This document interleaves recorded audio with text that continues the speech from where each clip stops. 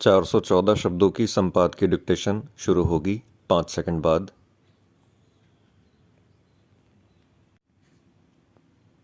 राहुल गांधी पिछले कुछ दिनों से लगातार अप्रिय कारणों से चर्चा में हैं।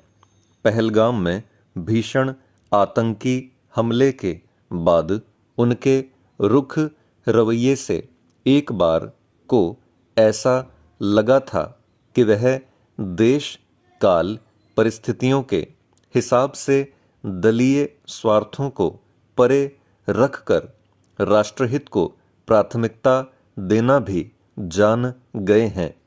लेकिन वह ऐसा सोचने वालों को गलत साबित करके ही माने।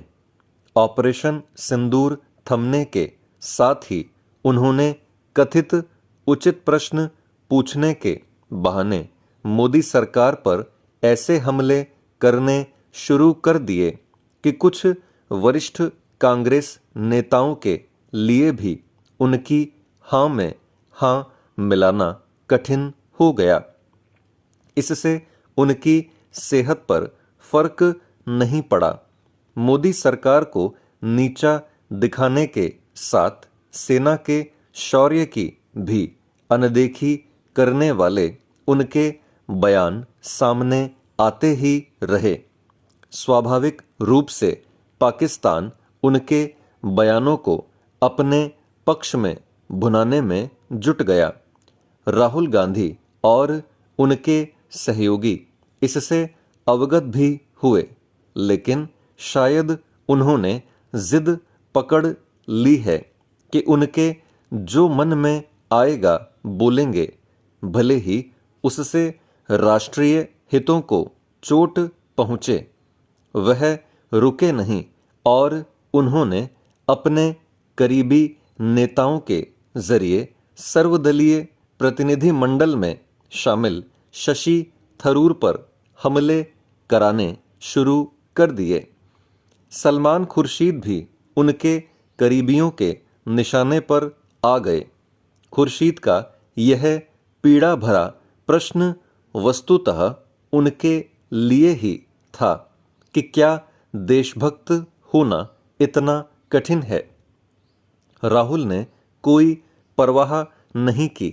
वह प्रधानमंत्री के प्रति अपमानजनक भाषा का इस्तेमाल करते हुए यह तक कहने लगे कि ट्रंप ने मोदी को जैसे ही सरेंडर करने को कहा वैसे ही उन्होंने कर दिया।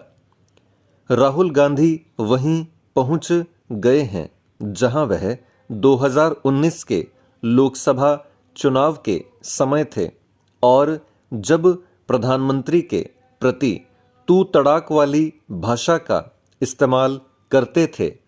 वह भाषा की मर्यादा के साथ देशहित की अनदेखी कर अपना और अपनी पार्टी का ही बेड़ा गर्क कर रहे हैं।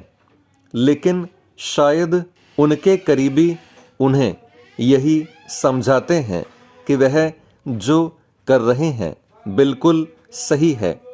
राहुल गांधी और उनके निकट के लोग कुछ भी सोचें, यह जो छवि बनाई गई थी कि भारत जोड़ो यात्रा ने उन्हें परिपक्व नेता बना दिया है, उसे वह तार तार करने में लगे हुए हैं। वह शायद ही अपना व्यवहार बदलें, क्योंकि गलत बयानी और अपमानजनक भाषा के लिए उन्हें सुप्रीम कोर्ट से माफ़ी भी मांगनी पड़ी और उसकी फटकार भी सुननी पड़ी।